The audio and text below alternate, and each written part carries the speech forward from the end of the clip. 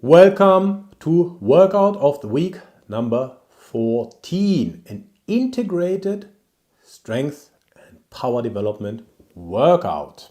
Yeah? And it's also an upper-lower split. As I mentioned before, I probably need to find a bit more space on that page to get the longer and longer titles into that PDF. Well, so it's a 4-day upper-lower split, and the idea is, the goal is we want to work on strength and power simultaneously. That's why it's integrated. Give me a minute and I explain what that means. So the training goal is maximize strength and become more explosive, also known as strength training and power development. So what does integrated mean? We have seen in previous programs, workouts, where we had a strength day and a power day. So now we don't separate these days, we do it in one. What does that mean? We do something that is called complex or contrast training. There's a slight difference between the two. Many people use it interchangeably. I am guilty of that myself. What we are seeing in this training or in this workout is, strictly speaking, a contrast training, not a complex training. But I tend to say complex at times as well. So, inside the membership, you will find a short presentation on how to use contrast training for track cycling. But the principles of contrast training are pretty much the same, and you can use them for your sports. Anyway, what is complex or contrast training? In very simple words, you use the combination of a heavy load and a light load. Yeah, that's why it's actually called contrast, because you're contrasting a set of a heavy load followed by a set of a light load. And you can also reverse it. You can do the light load first and the heavy load.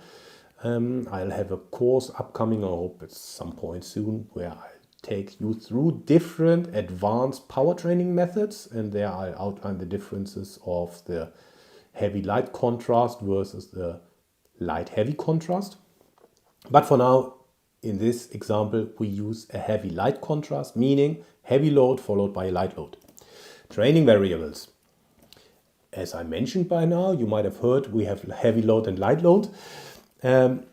We use 85 to 100% of the 1RM for the heavy load and 0 to 15% of the 1RM for the light load. The rep ranges, we do 1 to 3 repetitions for the heavy load and 2 to 6 repetitions for the light load. The training exertion for the heavy load is hard to near maximum, and for the light load it's a light exertion.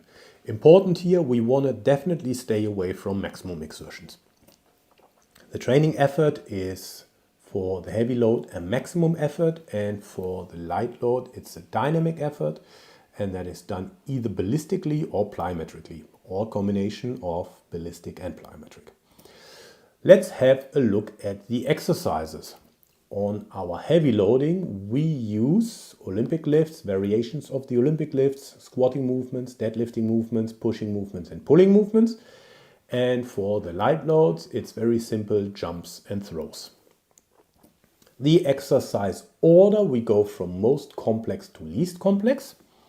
And if we look at some more training variables, the training frequency is 4 days a week. It's a station training. The training organization is a station training. The training split is an upper-lower split.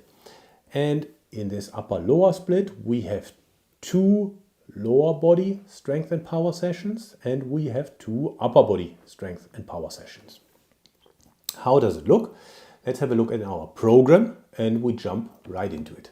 So here we are inside of our program, the 4-day upper-lower integrated strength and power training split. So you get an overview of the program. You see how to structure the workout throughout a week. You can change the structure, but this is pretty much what I would suggest. And then if we look at our workout number 1, the lower body strength and power, here you can see we use complexes. Yeah, and the first complex is a power clean and a medicine ball scoop. Yeah, the idea of these complexes, contrasting complexes, is that we use mechanically similar movements. Yeah, so we use a power clean followed by the similar movement, the medicine ball scoop, but with a much lighter load. So how does that look? You can see here the power clean, 87.5% of the 1RM for 3 reps. And the scoop, 15% of the 1RM for 4 reps. Yeah? So what's 15% of the medicine ball scoop? The simplest way to do that is, as I outlined in workout of the week number 6, where we looked at strength and power development. You use a parent exercise for the ballistic movements. So, for example, for the medicine ball scoop, the parent exercise could be the power clean. Yeah?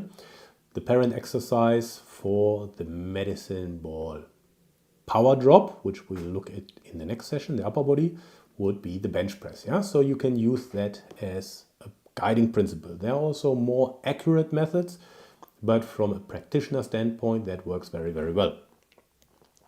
So the next one, we do a back squat and a bounce drop jump. What is a bounce drop jump? Well, there are 2 different types of drop jumps. Basically, it's dropping down from a box and then jumping back up.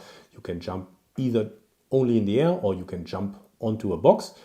The bounce drop jump is defined by having a short as possible as a ground contact, where the counter movement drop jump, which will be in session number 3, is classified as you drop down and you try to maximize jump height.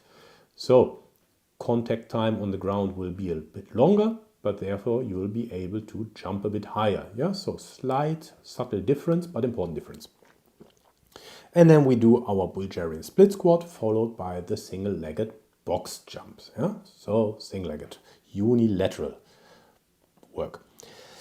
Let's go to the workout of the strength workout number 2, the upper body strength and power. So here I alluded to our bench press and the medicine ball power drop as one complex. And then we do a pull up and the medicine ball slam. Here we do only 2 complexes, but then we do 4 sets instead of 3 sets.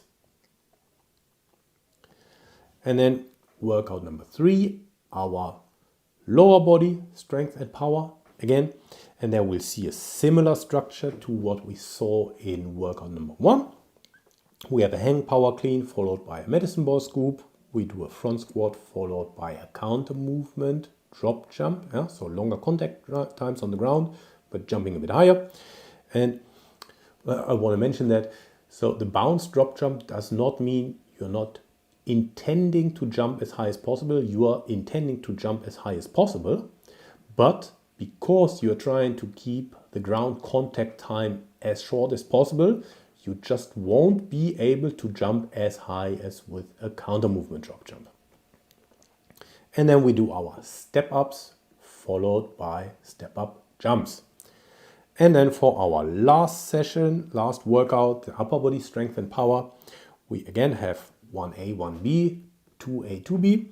This time we have a vertical push, and so we do the shoulder press followed by the medicine ball push press. Preferably we do it seated to take the lower body out of the equation. And then we do our bench row followed by the medicine ball slam. And that concludes the 4 workouts. You download that PDF and you can get the glossary explaining things more in detail. You can read a bit about me. You can see what other people have to say, like my athletes and my colleagues and my mentees. And you can also go and visit the website where you can join the membership, where you get the 4-week customizable program. Let's go back and finish the presentation. So we're back. So what are our next steps? So you download the program. That's the first step. Yeah. The next step is you join the membership. There you get the 4-week customizable program, meaning the Excel file where you can then also fill in your weights. You can fill in the RPE as you experienced it. And you can also change exercises if you would like to. And the last thing, if you have any energy left, you like this video and you subscribe. I see you next week with the next workout. And if you missed the previous workout, you can watch it right here.